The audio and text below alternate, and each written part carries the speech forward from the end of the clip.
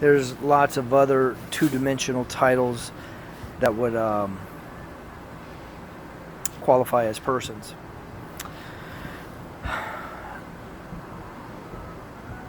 Try to regain my thoughts here. My phone shut off on me, so now I'm just going to do part 2 of this video here.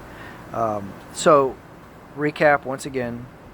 Two-dimensional world versus three-dimensional world. Two-dimensional world is essentially the world of paper.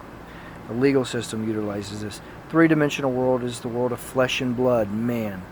Three-dimensional world, flesh and blood, man, outranks every political, official position, judge, police officer, you name it. There is nothing higher than a man created in the image of God on this green earth, okay?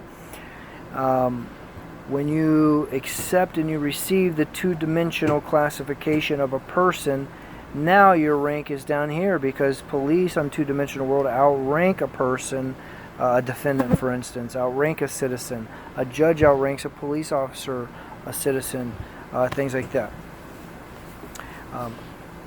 The authority, so when you're a man or woman, you have to relinquish that voluntarily. It's not taken from you. You voluntarily do it. And there's little things that happen, for instance, say in a courtroom, say you get a speeding ticket, right? You don't have to accept that speeding ticket, but let's say you end up in a courtroom and they say, how do you plead? You know? Well, who pleads? Animals plead, right? So animals plead, slaves plead. So the second you plead, you know, you say either you're guilty or not guilty, immediately you've given them that control, that authority. Immediately you have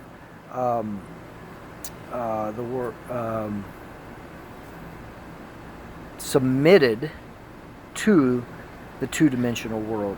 You've submitted to their authority the second that you've done that. The second they call the name John Doe, and you go, oh, that's me, immediately you've submitted to the two-dimensional world, to their authority over you. You've given them, you voluntarily have given them that authority. So that's pretty much it in a nutshell. The difference between the two-dimensional world and the three-dimensional world. Like I said in the first video, the beautiful thing about this is there's nothing to learn. The most you have to do is unlearn. You have to unlearn all the lies, all the corruptions, all the brainwashing that you were taught from the time you were a child all the way up until now. You know, a lot of clues about this come actually from the book, Hillary Clinton's book, It Takes a Village to Raise a Child, because that's essentially what it's about.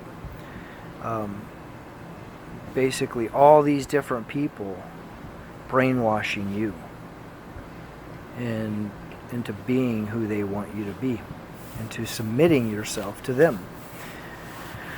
So, Jesus Christ came to set the captives free. Okay? He is the way, He is the truth, He is the life.